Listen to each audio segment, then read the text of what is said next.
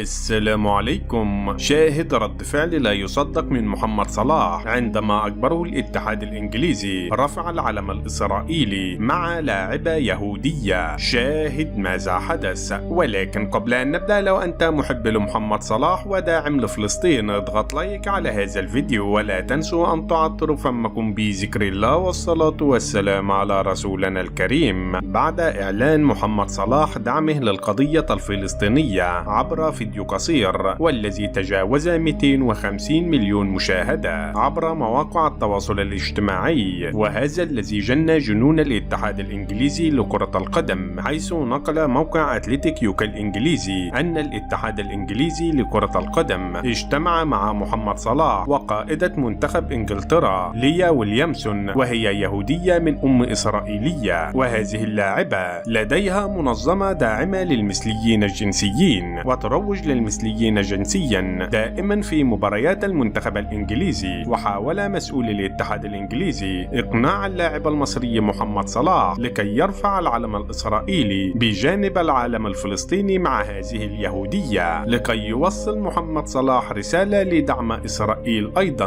مثلما دعم فلسطين. ولكن محمد صلاح انفعل بشدة على هذا المسؤول الإنجليزي وقال له: أنا لم ولن أرفع هذا العلم الإسرائيلي، حتى هذا لو يكلفني إنهاء مسيرتي في كرة القدم هنا في ليفربول، هذا أهون لي أن أرفع هذا العلم الصهيوني، فأنا عربي ومسلم وأدعم فلسطين فقط. فانفعلت عليه اللاعبة اليهودية وقالت له: هناك العديد من العرب يدعمون إسرائيل في الوقت الحالي، مثل الإمارات والبحرين وغيرها من الدول التي تدعم إسرائيل علانية وترفع العلم الإسرائيلي وتفتخر بذلك. فرد عليها صلاح وقال لها: هؤلاء هم الخونة والمنافقون الذين خانوا القضية الفلسطينية وذهبوا في أحضان الصهاينة، فإسرائيل هي قتلت الأطفال والنساء والشيوخ وفعلت عدة مجازر يعاقب عليها القانون الدولي، وأنا شخصيا سوف أرفع دعوى قضائية على إسرائيل بسبب جرائم الحرب التي فعلتها في غزة في حق هذا الشعب الأعزل. وفي النهاية عزيزي المشاهد، ما رأيك في الموقف الشجاع الذي اتخذه صلاح ضد هذا المسؤول الإنجليزي؟ شاركونا بآرائكم في خانة التعليقات، ولا تنسوا الإعجاب بهذا الفيديو والاشتراك في القناة ليصلكم جديدنا.